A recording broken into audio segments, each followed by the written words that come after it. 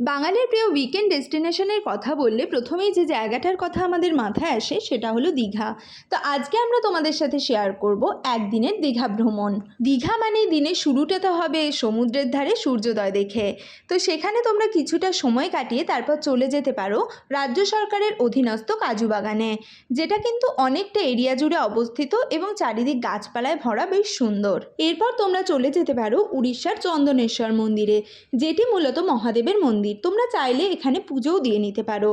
এরপর তোমরা চলে যেতে পারো তালসারি সি বিচে, সেখানে কিছুটা সময় কাটিয়ে চলে যেতে পারো উদয়পুর সি বিচে। এখানে একদিকে যেমন খাবারের প্রচুর স্টল আছে, ঠিক তেমনই রয়েছে বিভিন্ন অ্যাক্টিভিটি। তোমরা কিন্তু চাইলে সেগুলো ট্রাই করতেই পারো। এরপর তোমরা তোমাদের লাঞ্চ সেরে নিয়ে বিকেলে চলে যেতে পারো দীঘার নবনির্মিত জগন্নাথ দেবের মন্দিরে। জগন্নাথ দেবের দর্শন করে সেখান থেকে তোমরা চলে যেতে পারো ওল্ড দীঘা সি বিচ। এভাবেই আজকের ট্রিপটা তোমরা কমপ্লিট করতে পারো।